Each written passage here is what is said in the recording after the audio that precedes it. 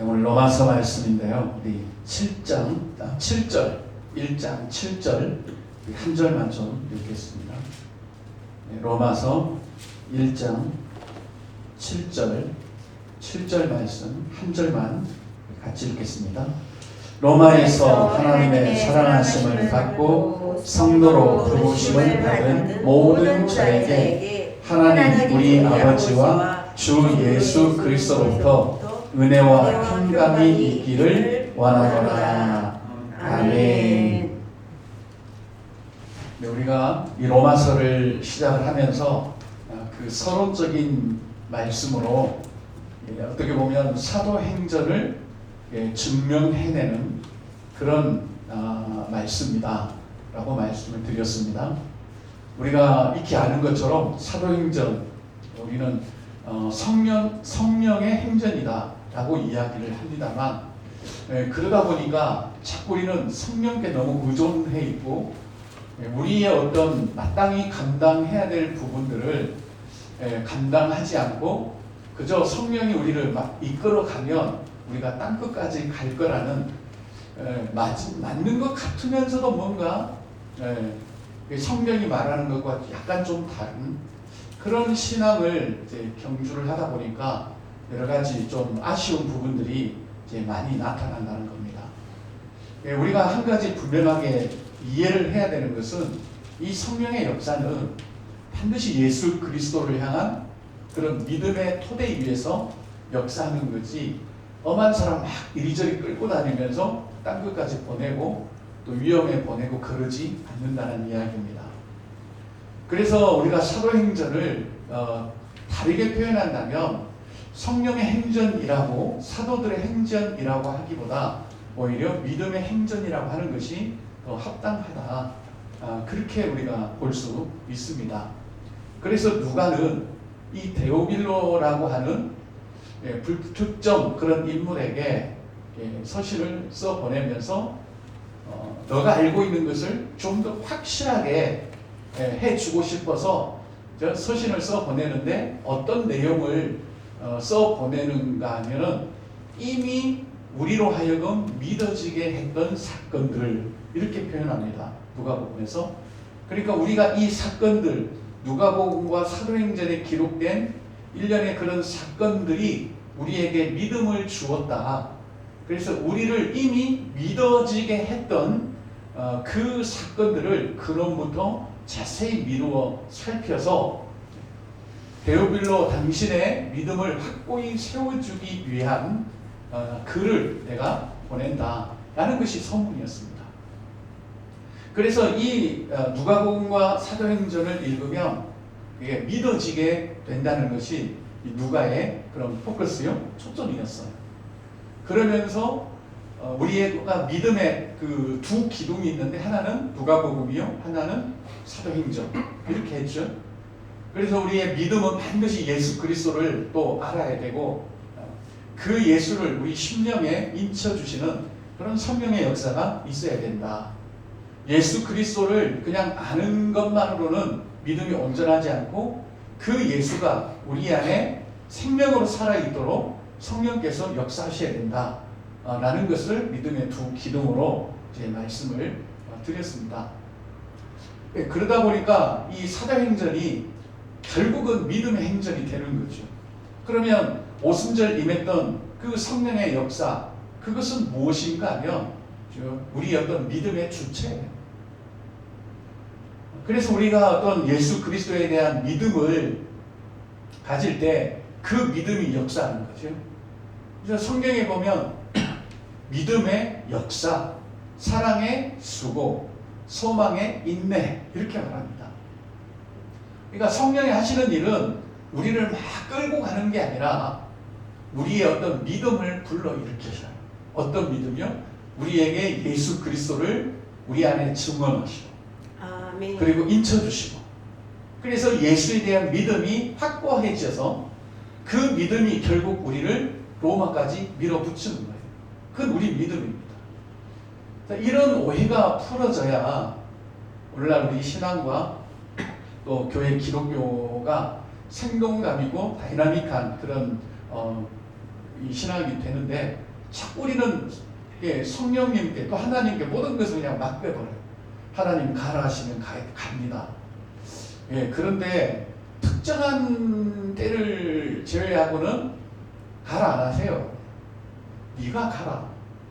네 안에 있는 그 믿음이 너를 보내면 가라는 것이요.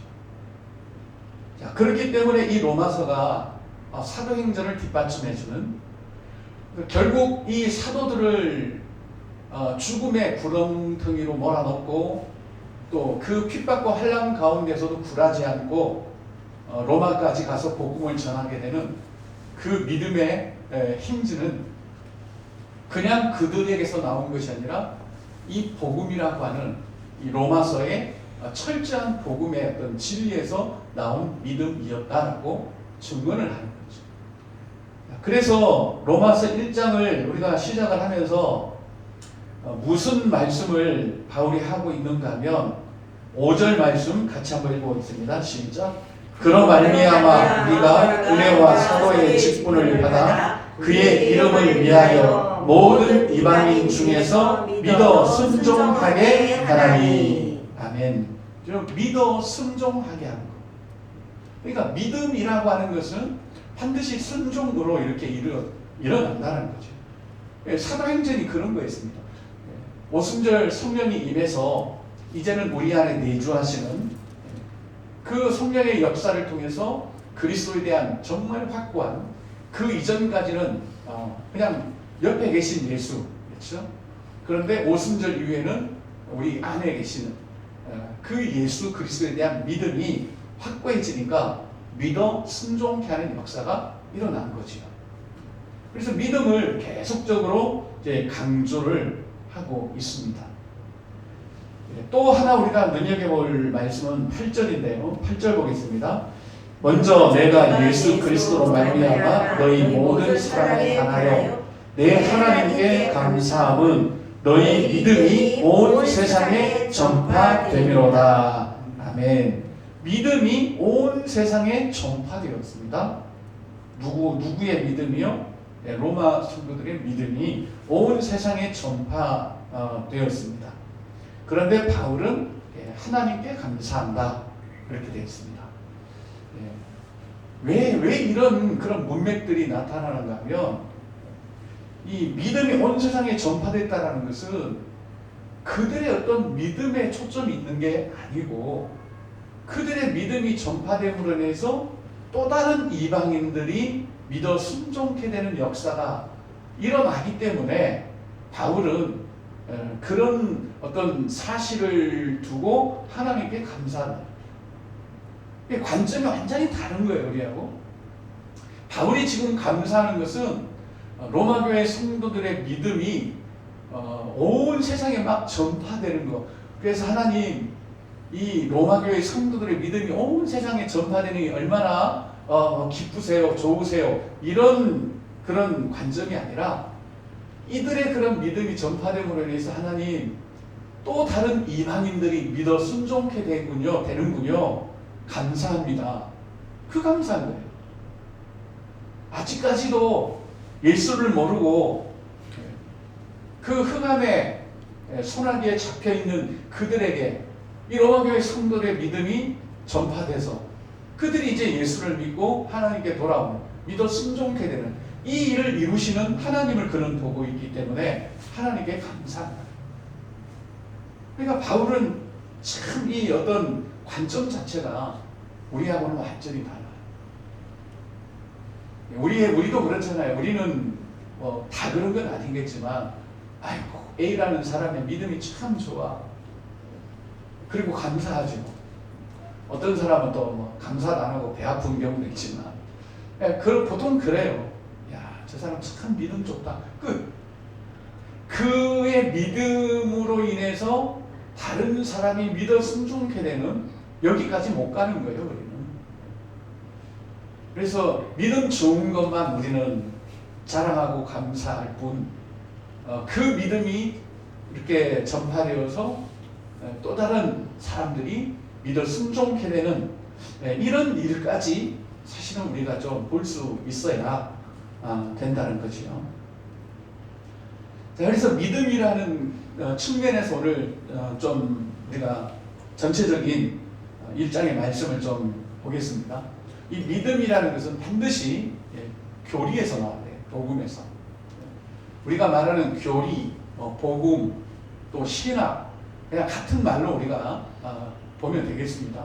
교리는 뭐고 또 뭐 진리는 뭐고 신학은 뭐고 이런 것도 골치 아프니까 그냥 다 같은 거야. 같은 거. 그래서 믿음이라고 하는 것은 출처가 나에게 있는 거 아니죠. 나에게서 믿음이 절대 나오면 안 되고 복음에서 나와야 돼요. 교리에서 나와야 되고 진리에서 나와야 됩니다. 그래서 이 믿음은 하나의 열매이죠. 열매입니다. 그래서 어떻게 보면 이 교리라는 것은 우리가 손으로 만질 수 없는 하나의 원리이지만 믿음은 이 교리나 이런 부분들이 우리 눈에 보이는 실제로 나타나는 것이기 때문에 우리가 볼 수 있고 만질 수 있고 경험할 수 있는 겁니다.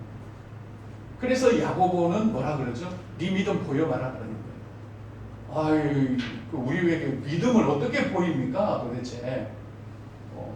사람들은 그렇게 생각을 해요. 근데 야고보 사도는 네 믿음 보일 수 없으면 그거 죽은 믿음이야. 이렇게 말하는 거죠.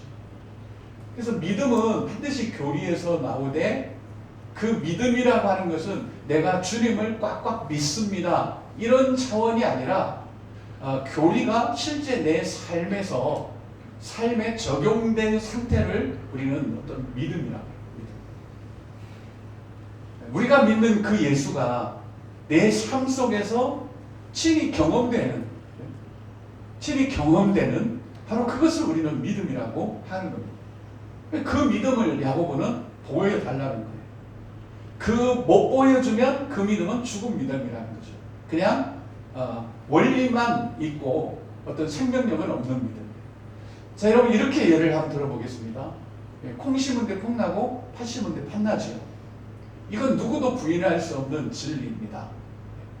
그런데 자칫 우리 신앙이 그 콩 심은 데 콩 나고 팥 심은 데 팥 난다라는 이걸 깨닫는 그런 어떤 기쁨, 즐거움, 그리고 거기서 끝. 야, 콩 심은 데 콩 나고 팥 심은 데 팥 난다. 팥 난단다. 그리고 끝인 거예요. 어쩌면 우리의 죽은 신앙, 야고보가 말하는 죽은 신앙은 바로 그런 신앙인 거죠.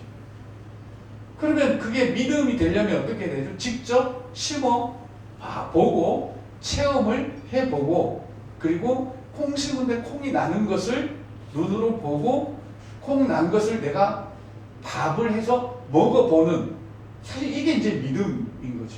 믿음이. 그러다 보니까 무조건 콩 심은데 콩 나고 팥 심은데 팥 난다는 게 아니다라는 걸 아는 거예요. 믿음이 없으면 그냥 콩 심은데 콩 나고 팥 심은데 팥 나는 그것으로 그냥 만족해. 야, 그래, 콩 심은데 콩 난다. 그렇지만 실제 그것을 심어본 사람 어때요? 콩 심은데 콩 나고 팥 심은데 팥 난다 할지라도 어디에 심느냐가 중요하고 언제 심어야 되느냐가 중요하구나. 이걸 체득해서 아는 거지. 그러면 콩 심은데 콩 난다라고 하는 이 원리만 가지고 사는 사람과 그걸 심어보고 이때는 심으면 안 되는구나.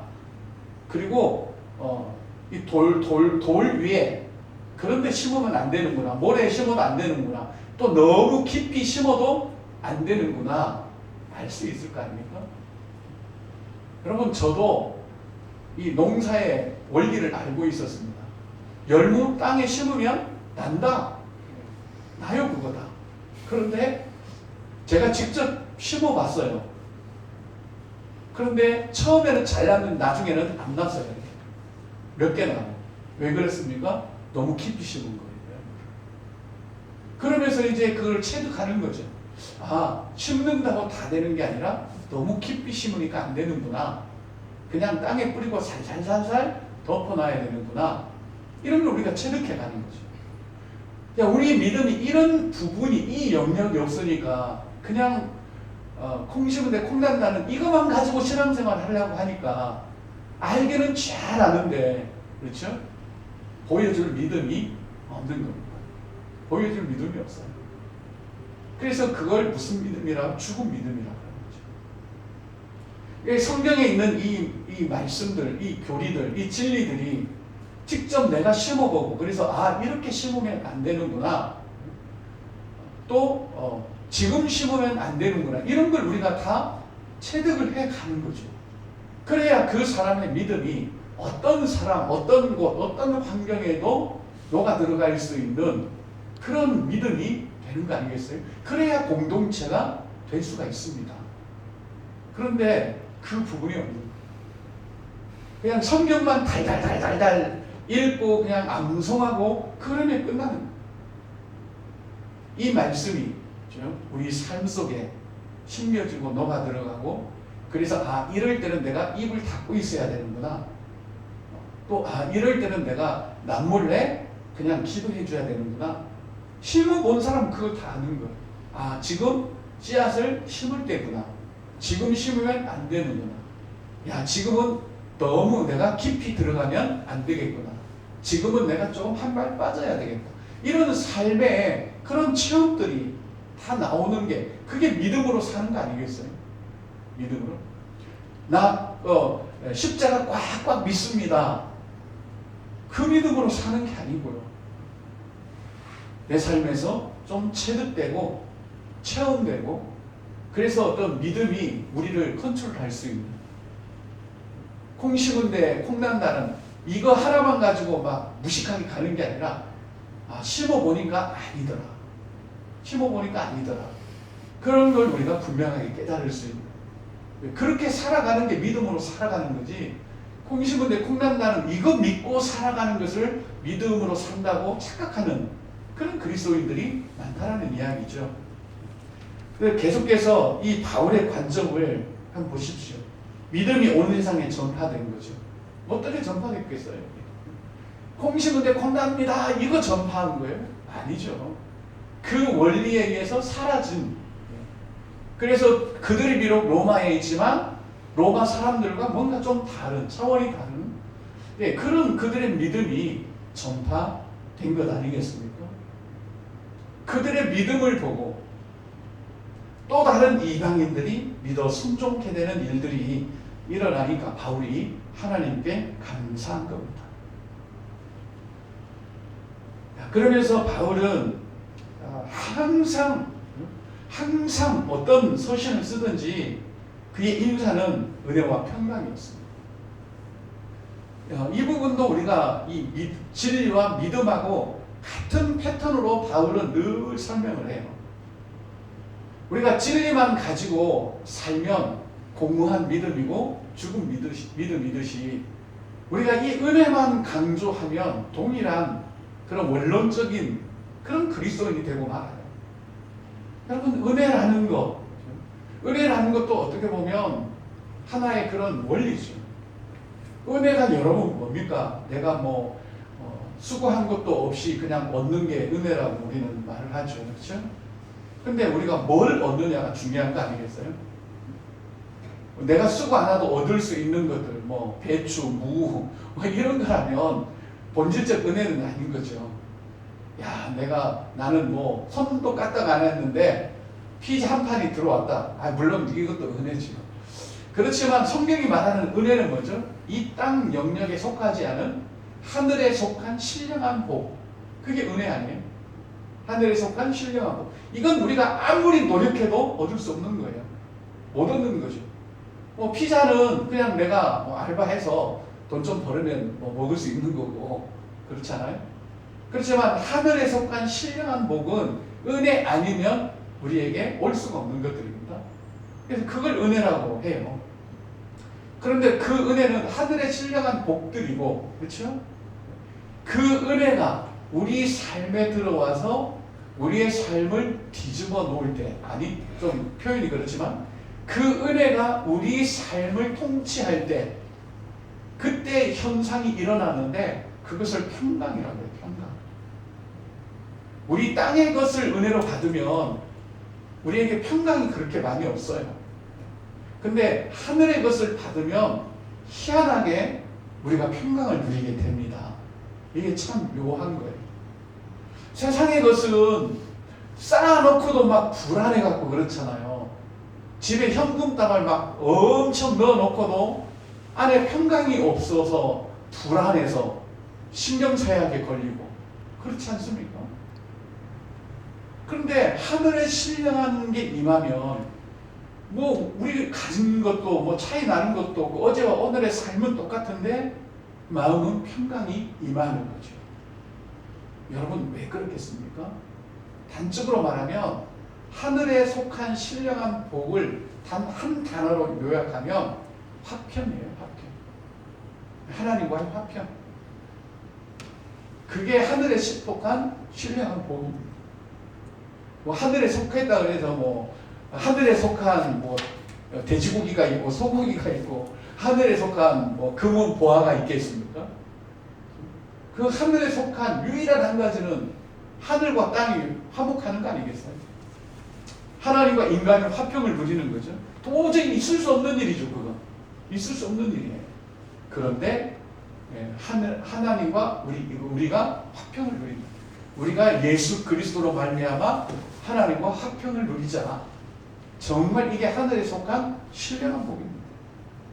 여러분 우리의 불안은 다 하나님 부족 현상 아닙니까? 하나님이 부족해요. 하나님과 화평이 부족해요. 그래서 우리가 두려운 거고 우리에게 평안이 없는 거예요.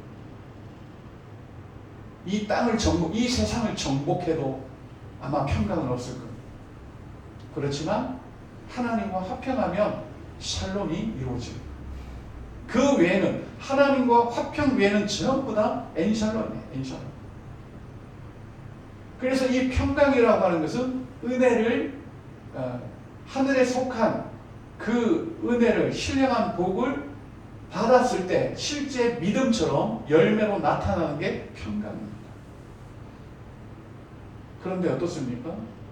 그렇게 많은 은혜를 받아도 마음에 평강이 없으니까 소위 말하는 사단이 일어나고 그런 거 아니겠어요?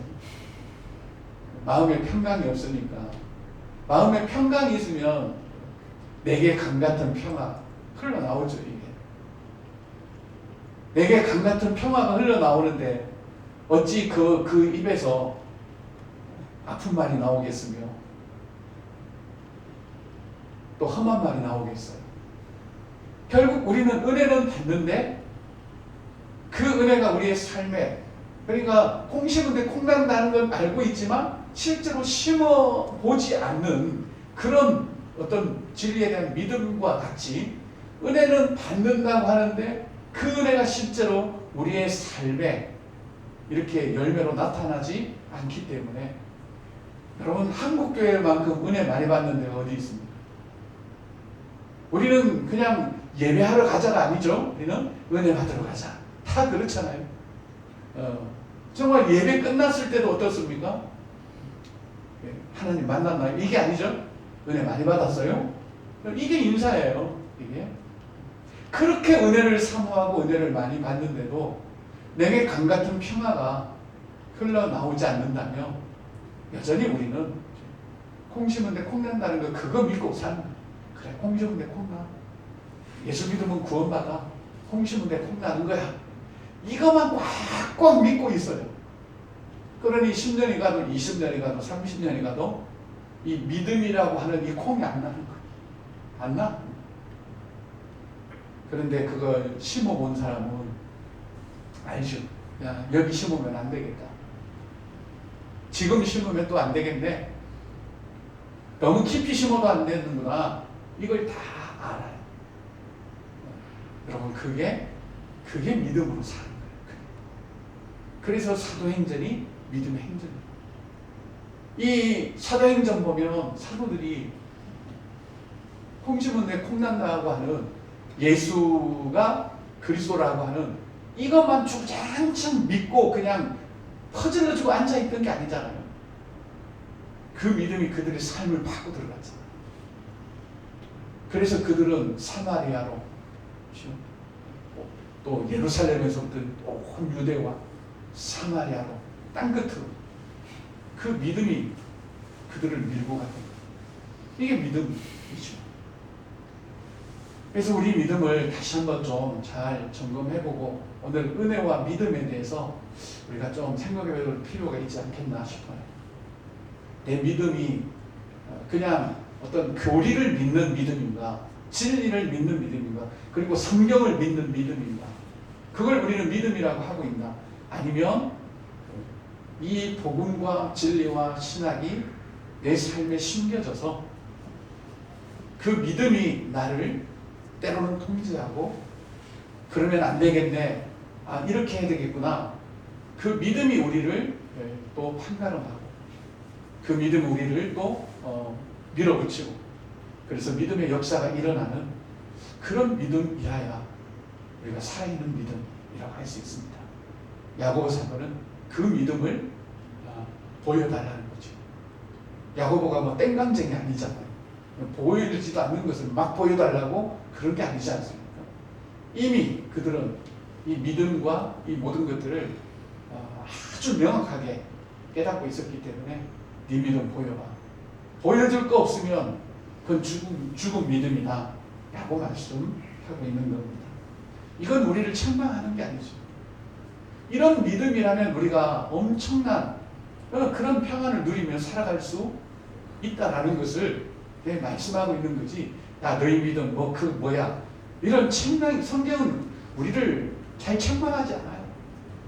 어쨌든 우리를 하나님의 것을 누리며 살 수 있도록 자꾸 우리를 이끌어가고, 주의 평강도 누리도록. 오늘 바울도 보십시오. 은혜와 평강이 너희에게 있기를 원한다고 그러잖아요. 하나님은 우리에게 정말 좋은 것 주기를 원해요. 아들을 아끼지 않으신 그분이 모든 것을 왜 우리에게 은사로 주지 않겠습니까? 하나님이 주려고 하는 그런 것을 우리가 좀 받아 누리고, 살아있는 믿음이 저와 여러분들을 평안의 삶으로 인도하는 그런 은혜가 있기를 예수님의 이름으로 간절히 기도합니다. 아멘. 합심으로 한번